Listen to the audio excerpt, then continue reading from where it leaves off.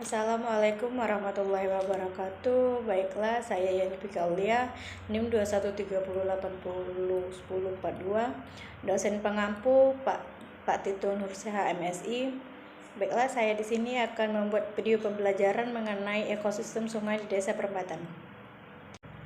Baiklah, selanjutnya definisi sungai.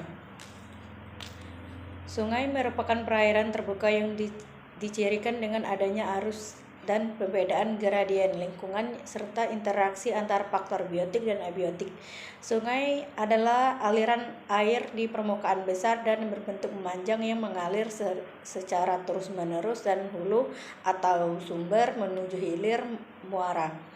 Sungai merupakan tempat mengalir air secara gravitasi menuju ke tempat yang lebih rendah.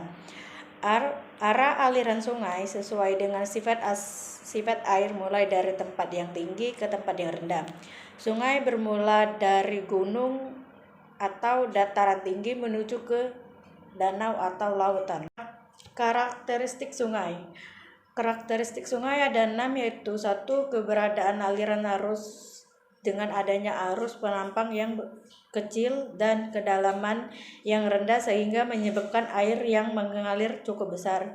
2. Pertukaran air dengan tanah relatif lebih ekstensif pada aliran air yang menghasilkan ekosistem yang lebih terbuka dan metabolisme ekosistem tipe heterotropik dan tekanan oksigen yang lebih merata dalam aliran air. 3. Organisme memiliki adaptasi yang khusus terhadap aliran searah. 4. Substrat umumnya berupa batu, kerikil, pasir, dan lumpur. 5. Hampir tidak terdapat stratifikasi suhu dan oksigen. 6. Rentan terhadap pencemaran namun menghilangkan pencemaran yang cepat.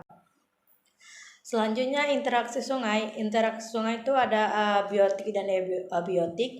Interaksi sungai dengan komponen biotik dalam sungai seperti interaksi antara air sungai dan batu. Batu menghambat aliran tersebut agar arus air sungai berjalan seimbang.